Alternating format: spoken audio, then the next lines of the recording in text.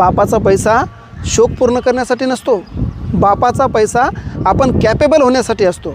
नकार म्हणजे अपमान नाही आणि अपयश म्हणजे अंत नाही, ही गोष्ट आपल्या मुलांच्या डोक्यात बिंबवणे अत्यंत गरजेचे आहे. फुलपाखरू माहीत आहे ना, फुलपाखराला जर त्या कोशातून बाहेर यायचं असेल तर त्याला मदत जर केली ना तर तो मरतो. आपल्याला जे मिळालं नाही ते आपल्याला मुलांना मिळायला पाहिजे. आणि मनातील काढणं आणि ते व्यक्त करणे हे कमजोरी नाही तर धैर्याची एक निशाणी आहे, लक्षात ठेवा.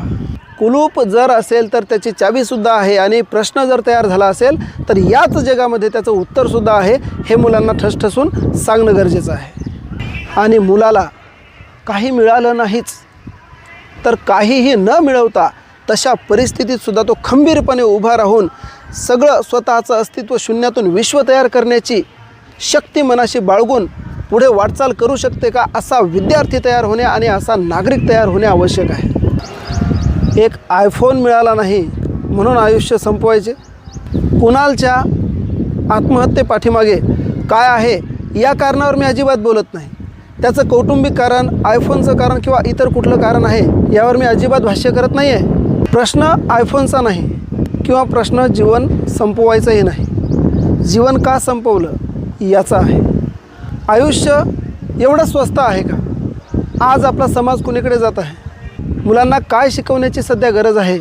मुले असं का घडत आहेत? समाजाने यामधून काय शिकायचं आहे आणि शाळा कॉलेजामधून काय शिकवण्याची गरज आहे, हा आजच्या माझ्या व्हिडिओचा मुख्य विषय आहे.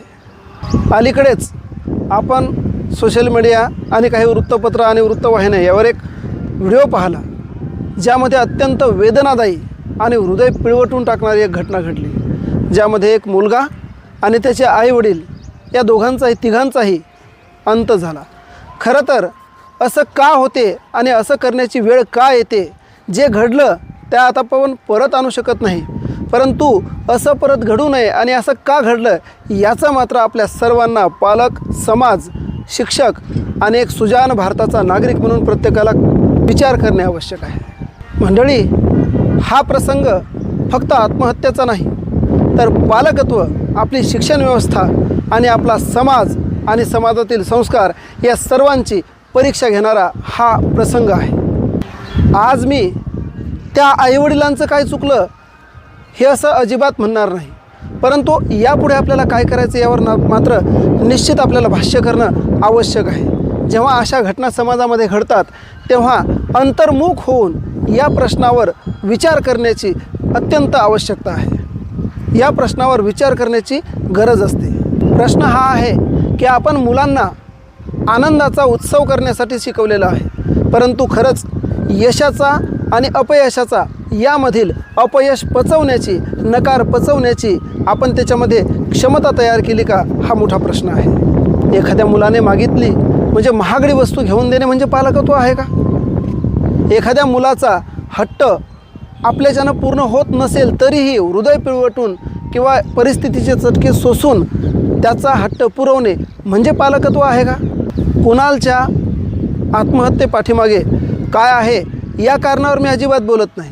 त्याचं कौटुंबिक कारण, आयफोनचं कारण किंवा इतर कुठलं कारण आहे यावर मी अजिबात भाष्य करत नाही आहे. ही घटना का घडली यावर मी भाष्य करत आहे. पालकांनी मुलांना सुविधा नक्की द्याव्यात, परंतु सुखापेक्षा सहनशक्ती मोठी आहे हे शिकवणं आवश्यक आहे. आणि वस्तूपेक्षा मोठे जीवन मूल्य आहे हे सुद्धा शिकवणे तितकेच गरजेचे आहे. प्रत्येक मुलाला प्रत्येक पालकाने आणि प्रत्येक शिक्षकाने, महाविद्यालयातल्या प्रत्येक प्राध्यापकाने एक गोष्ट शिकवणे आवश्यक आहे. मला हवे आहे आणि मला मिळायलाच पाहिजे या दोन गोष्टीमधील तफावत, या दोन गोष्टीमधील फरक समजावून सांगायला हवा आहे. मित्रांनो, बापाच्या पैशावर मौजमजा होऊ शकते, परंतु स्वतः कमवलेल्या पैशावर मात्र जबाबदाऱ्या पूर्ण होतात. कुणालना किंवा कुणालसारख्या इतर कुणीही ज्या गोष्टीसाठी हट्ट करून ज्याने आयुष्य संपवले, अशा सर्व मुलांसाठी एक गोष्ट आहे. जर समजा त्यांनी स्वतःच्या पैशातून एवढा मोठा हट्टासाठी त्यांनी आत्महत्या केली असते का? केली नसती, कारण स्वतः कमवलेल्या पैशाचं मोल वेगळं असते. आज लाखो बाप आहेत या जगामध्ये जे स्वतः पैसे कमावतात, त्यांचे हट्ट बाजूला ठेवून, त्यांच्या इच्छा बाजूला ठेवून ते जबाबदाऱ्या पार पाडतात. अशा वेळेस मुलांना हे शिकवणं आवश्यक आहे, जेव्हा तू वडिलांच्या वयात जाशील तेव्हा तो हट्ट तुझ्या लेकराला पूर्ण करण्यासाठी किती कष्ट लागतील ही जाणीव करून देणं आवश्यक आहे. मुलांना आपण हे शिकवायला पाहिजे. आयुष्यात प्रत्येक गोष्ट पूर्ण होत नसते.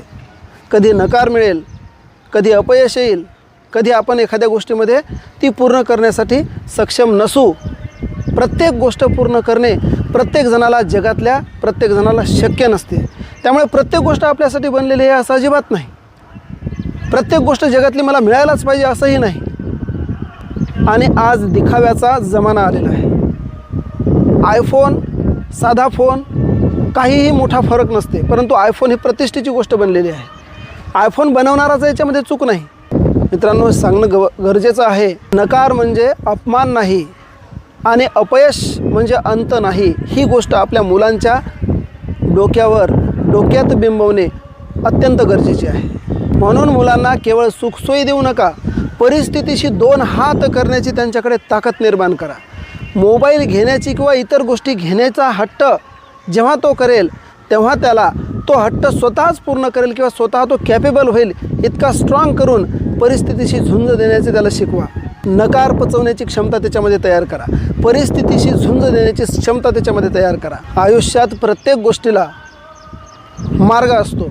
जेव्हा कुलूप तयार झालं तेव्हा त्याच्यासोबत चावीसुद्धा तयार झालेली असते. त्यामुळे कुलूप जर असेल तर त्याची चावीसुद्धा आहे आणि प्रश्न जर तयार झाला असेल तर याच जगामध्ये त्याचं उत्तरसुद्धा आहे. हे मुलांना ठसठसून सांगणं गरजेचं आहे. आणि पालकांसाठी एक थोडीशी माझ्याकडून विनंती आहे, पटलं तर आपण ती स्वीकारा. आज अनेक घरांमध्ये मुलांशी संवाद होतो का? मुलांशी मनमोकळा संवाद होतो का? मुलांशी संवाद कुठला होतो? तुला गुण किती मिळाले? तुझी रँक कितवी आहे? तू शाळेत गेल्याच्या नंतर तुझ्या पुढे कोण आहे? तुझ्या पाठीमागे किती आहेत? हा प्रश्न अजिबात मुलांना करता कामा नये. त्याच्याशी मनमोकळा संवाद झाला पाहिजे. आज तुला कसं वाटलं? आज तुझा दिवस कसा गेला? आज तुझ्या दिवसामध्ये एक चांगली गोष्ट कुठली आहे? या आजच्या दिवसामधली वाईट गोष्ट कोणती आहे? या गोष्टीवर कधी विचारमंथन आपल्या घरामध्ये, आपल्या कुटुंबामध्ये झालं आहे का? मूल जेव्हा शाळा कॉलेजातून घरी येते तेव्हा त्याच्या मनामध्ये असंख्य गोष्टी असतात. त्यामधील चांगल्या आणि वाईट गोष्टी आपल्याला काढता आल्या पाहिजे. मुलांच्या मनामध्ये संघर्ष सुरू आहे का? तो संघर्ष आपल्याला ओळखता आला पाहिजे. त्यावर आपल्याला चर्चा करता आली पाहिजे, मन मोकळी चर्चा करता आली पाहिजे. म्हणून पालकांनी मुलांसाठी फक्त घर उपलब्ध करून देऊ नये, तर त्याच्या मनाच्या संवादासाठी दारही उघडे पालकांचे असले पाहिजे. शाळा आणि कॉलेज यांची काय भूमिका आहे अशा घटनेवर? शाळा आणि कॉलेजांनी फक्त गुण मिळवणारे, चांगले गुण मिळवणारे विद्यार्थी घडवू नये. शाळेने आणि कॉलेजाने जीवनाच्या परीक्षेमध्ये खंबीरपणे उभे राहणारे आणि त्या परिस्थितीला तोंड देणारे विद्यार्थी घडवणे गरजेचे आहे. नकार पचवणे, भावनावर नियंत्रण मिळवणे, अपयश पचवणे, समस्यावर उपाय शोधणे आणि संकटाच्या वेळी खचून न जाता विश्वासू व्यक्तीला आपलं म्हणणं मांडणे आणि त्याच्याकडून उत्तर घेऊन त्याच्यावर पर्याय काढणे, या गोष्टीवर प्रत्येक शाळा कॉलेजामध्ये काम होणं गरजेचं आहे. शिक्षक, शाळेचे शिक्षक, विद्यार्थी आणि पालक या तिन्ही मिळून तो विद्यार्थी घडत असते. त्यामुळे विद्यार्थ्यांचं पूर्ण भविष्य पालक आणि शिक्षक यांच्या संवादावर ठरते. त्यामुळे अनेक कॉलेज आणि शाळेमध्ये कोणाचं कोणतं मूल आहे शाळेमधलं त्याचे वडील, आईसुद्धा अनेक शिक्षकांना, अनेक प्राध्यापकांना माहीतसुद्धा नसते. आणि ते मूल कुठून येते, कोणत्या परिस्थितीमधून येते, त्याची आर्थिक परिस्थिती काय आहे, त्याच्या मनाची परिस्थिती काय आहे, हे सुद्धा अनेकांना माहीत नसते. हे जाणून घेणं गरजेचं आहे. तेव्हा आपल्याला उद्याच्या यशस्वी भारताचा यशस्वी नागरिक, उद्याच्या उज्ज्वल भारताचा यशस्वी खंबीर नागरिक तयार करता येईल. सगळ्यात शेवटचा माझा मुद्दा आहे, आपण समाज म्हणून कुठे चाललोत मित्रांनो? उद्याच्या समाजाचं भविष्य काय आहे? आपण समाज आहोत. उद्या हे जी लहान लहान मुले आहेत किंवा कुणालसारखे लोक आहेत, मुलं आहेत, हा समाजाचा एक घटक आहेत. आणि आज जर समाजाचा हा पाया मजबूत नसेल तर उद्याचा समाज कसा घडेल मित्रांनो? आज समाज यशाची व्याख्या कशाने करतो? महागडा मोबाईल, महागडा कार, महागडे कपडे, मोठा बंगला किंवा सुखसोयी ज्याच्याकडे असतील त्याची प्रतिष्ठा आज समाजाने मोठी करून ठेवली. श्रीमंताची व्याख्याच आज बदलून टाकली. मनाची, शरीराची श्रीमंती बाजूला राहिली, मनशांती बाजूला राहिली आणि भौतिक सुविधा ज्याच्याकडे जास्त आहेत आणि तो श्रीमंत आहे, आणि अनेकांनी तीच चूक करून बसलेली आहे की याच श्रीमंतीला खरी श्रीमंती म्हणलेली आहे. परंतु मुलांकडे संयम आहे का? अपयश पचवू शकतो का तो? त्याला 4 शब्द एखाद्या वडीलधाऱ्या व्यक्तीने बोलल्याच्या नंतर तो संयमी राहून त्याचे 4 शब्द ऐकू शकतो का? आणि त्या 4 शब्दावर विचारमंथन करून सकारात्मक निर्णय घेऊ शकतो का? हा त्या मुलाकडे संयम असणे आवश्यक आहे. आणि मुलाला काही मिळालं नाहीच तर काहीही न मिळवता तशा परिस्थितीतसुद्धा तो खंबीरपणे उभा राहून सगळं स्वतःचं अस्तित्व शून्यातून विश्व तयार करण्याची शक्ती मनाशी बाळगून पुढे वाटचाल करू शकते का? असा विद्यार्थी तयार होणे आणि असा नागरिक तयार होणे आवश्यक आहे. आठवते आपल्या पिढीला काय होतं? मोजका पैसा होता. मोजका पैसा होता. पैसा हातात मिळतानासुद्धा कशासाठी पैसे पाहिजे हा प्रश्न होता. आणि ते झाल्याच्या नंतरसुद्धा पैसे दिल्याच्या नंतर संध्याकाळी हिशोब मागितला जात होता की पैसा कुठे गेला, उरलेले पैसे परत घेत होतो. आज असं होते समाजात? आज कमीपणाचं लक्षण आहे. आपण दिलेले पैसे मुलांसाठी खर्च केले. पॉकेट मनी 3-3, 5-5, 10-10 हजार रुपये झालेत. आयुष्य म्हणजे प्रत्येक इच्छा पूर्ण करण्यासाठी नसते. आयुष्य म्हणजे आनंदाने सुखाने जगण्यासाठी आपल्याला ईश्वराने जन्म दिला. चुकीच्या यशामागे धावण्यासाठी जन्म दिलेला नाही. आयुष्य म्हणजे अपूर्ण इच्छामध्ये समाधान शोधण्यासाठी नाही, तर संकटामध्ये, तर उद्या मोठं होऊन तुम्ही पैसे मिळवल्याच्या नंतर ती स्वप्न तुम्ही स्वतःच्या पैशाने पूर्ण करण्यासाठी लिहून ठेवा एका डायरीवर. आणि मोठं झाल्याच्या नंतर ती स्वप्न तुम्ही स्वतःच्या पैशाने पूर्ण करून पहा, तेव्हा तुम्हाला बापाची जाणीव कळेल. बापाचा पैसा शोक पूर्ण करण्यासाठी नसतो. बापाचा पैसा आपण कॅपेबल होण्यासाठी असतो. आणि जेव्हा तुम्ही स्वतःच्या पायावर उभे राहाल तेव्हा तो पैसा तुम्ही स्वतःचा शोक पूर्ण करण्यासाठी, मौज मजा करण्यासाठी वापरून पहा, तेव्हा तुम्हाला या पैशाची महत्त्व कळेल. आणि अजून एक, मुलांनो, तुम्हाला अडचण असेल, तुम्हाला समस्या असेल तर गप्प बसू नका. आणि मुलांनो, जीवनाची किंमत एखाद्या वस्तूमध्ये नाही. जीवनाची किंमत एखाद्या कार, बंगला, एखादी चैनीची वस्तू याच्यामध्ये नाही. आयुष्य ही दानात मिळालेली किंवा फुकट मिळालेली खैरात नव्हे. आयुष्य खूप सुंदर आहे. या आयुष्याला त्या पद्धतीनं जगता आलं पाहिजे. आणि मनातील काढणं आणि ते व्यक्त करणे हे कमजोरी नाही तर धैर्याची एक निशाणी आहे, लक्षात ठेवा. वस्तू पुन्हा पुन्हा मिळवता येतात, पैसा पुन्हा पुन्हा मिळवता येते. अपयश जर येत असेल तर परत अभ्यास करून परत परीक्षा देऊन यशसुद्धा मिळवता येते. परंतु एकदा गेलेला आत्मविश्वास आणि एकदा गेलेलं आयुष्य परत आयुष्यात कधीच मिळवता येत नाही. आत्मविश्वास तरी तुम्हाला परत मिळू शकते, परंतु कुणालसारख्या मुलाला हा समाज परत मिळवू शकत नाही.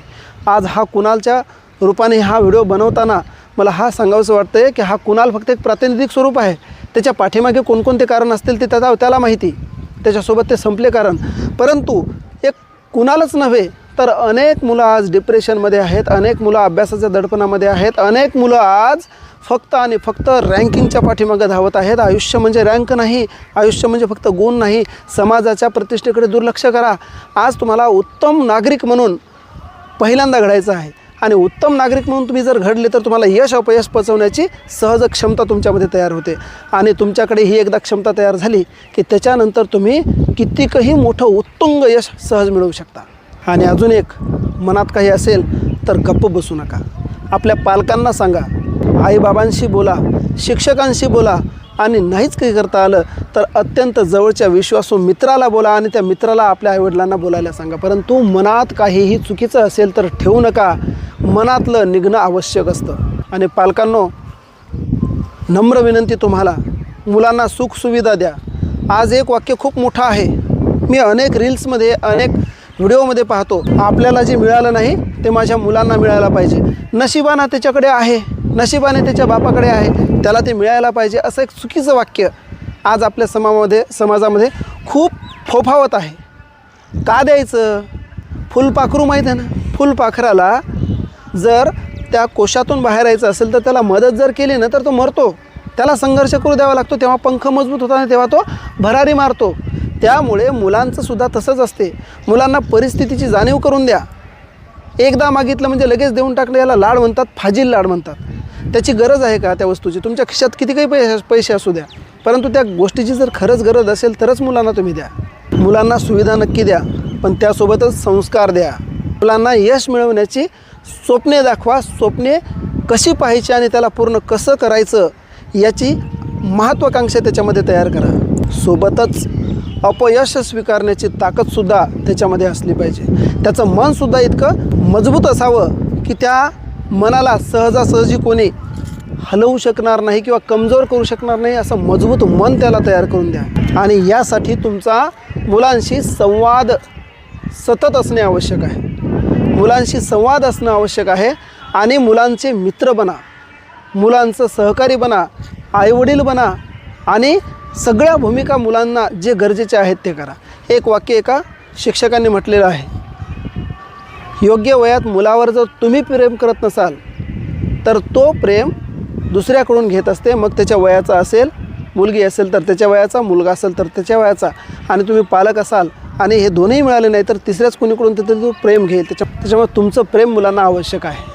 आणि शिक्षण आणि संस्कार आणि खरं पालकत्व ते असतं की फक्त मुलांना शिक्षण किंवा संस्कार फक्त देत नाही, तर प्रत्येक परिस्थितीला, प्रत्येक वळणावर खंबीरपणे उभं राहण्याची त्याला ताकद देणे गरजेचं आहे. आणि सगळ्यात शेवटी मित्रांनो, प्रत्येकाच्या आयुष्यामध्ये काहीतरी महत्त्वाचं असतं. कोणाच्या आयुष्यामध्ये पैसा, प्रतिष्ठा, पद, प्रॉपर्टी याला महत्त्व असते, तर काही जण चांगली माणसं जपणे, आपली माणसं जपणे आणि आपले मूल्य जपणे आणि समाधानाने आयुष्य जगणे याला महत्त्व देतात. आपण कशाला महत्त्व देता यासाठी किंवा आपल्या आयुष्यात नेमकं अनमोल काय आहे हे मला नक्की तुम्ही कॉमेंट सेक्शनमध्ये सांगा. आणि जर व्हिडिओ आवडला असेल तर व्हिडिओला लाईक करा, व्हिडिओला सेव्ह करा आणि इतरांपर्यंत नक्की पोहोचवा. पेजला फॉलो करा आणि यूट्यूबला पाहत असाल तर सबस्क्राईब करा. लवकरच पुन्हा नवीन व्हिडिओमध्ये भेटू. तोपर्यंत जय हिंद, जय महाराष्ट्र.